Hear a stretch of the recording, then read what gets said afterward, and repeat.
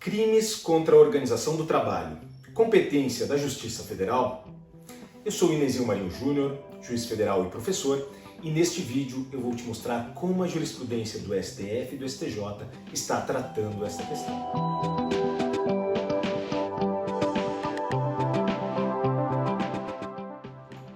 A análise dessa questão passa pelo disposto no inciso 6º do artigo 109 da Constituição Federal, que diz que compete aos juízes federais processar e julgar os crimes contra a organização do trabalho, em destaque o que nos interessa aqui nesse momento.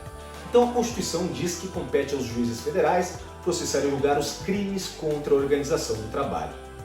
Porém, quando nós analisamos no Código Penal os crimes contra a organização do trabalho, lá no título 4º do Código Penal, artigos 197 a 207, nós percebemos que muito desses tipos penais dizem respeito a direitos individuais, que em princípio não demonstrariam um interesse federal que justificasse a competência da Justiça Federal.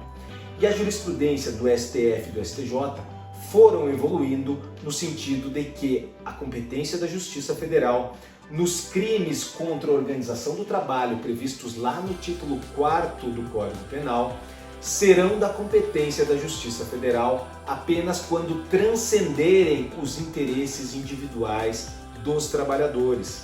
Então serão da competência federal quando envolverem direitos de trabalhadores coletivamente considerados ou causarem dano à organização geral do trabalho. Nesse sentido, por exemplo, o conflito de competência 131.319 do STJ. Então, o primeiro destaque que eu quero trazer para vocês é que nem todos os crimes previstos no título 4º, que tem como título Crimes contra a Organização do Trabalho, nem todos esses crimes serão da competência da Justiça Federal, em que pese o mandamento constitucional do inciso 6º do artigo 109. Ponto número 1. Ponto número 2. O crime de redução à condição análoga a escravo, previsto no artigo 149 do Código Penal, seria um crime contra a organização do trabalho? Seria da competência da Justiça Federal, nos termos do inciso 6º? Por que essa pergunta? Porque o artigo 149 não está lá no título 4º, que trata dos crimes contra a organização do trabalho. Este delito está no título 1, que trata dos crimes contra a pessoa. E aí vem o questionamento. Bom, previsto lá no título 1, não no título 4º, este crime será da competência da Justiça Federal? Ele é considerado um crime contra a organização do trabalho nos termos do inciso 6º do artigo 109 da Constituição Federal? E mais uma vez, a jurisprudência se encarregou de estabelecer as balizas para a definição da competência da Justiça Federal.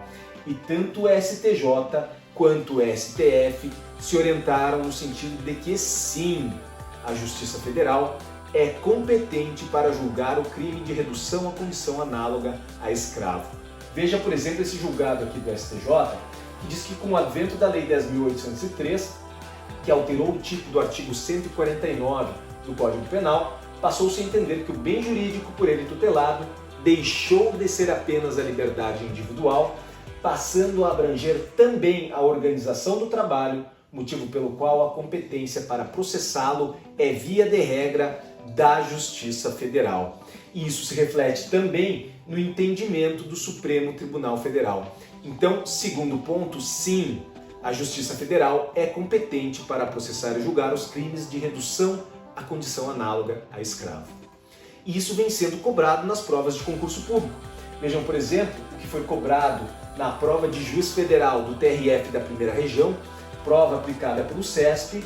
A afirmativa dizia que compete à Justiça Federal processar e julgar o crime de redução à condição análoga à de escravo e o crime de venda de mercadoria imprópria ao consumo a esse conexo, cujas autorias sejam imputadas ao mesmo agente.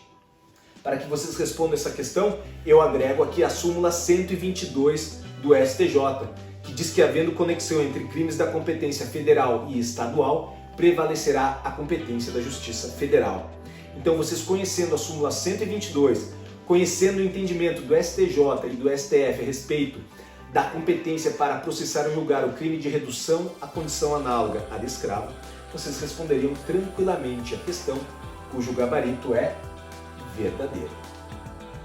Se essa dica foi útil para você, deixa o like no vídeo, dê uma força para o canal do Jus Federal ir para cima, assine, inscreva-se no nosso canal, ative as notificações, acompanhe as nossas redes sociais.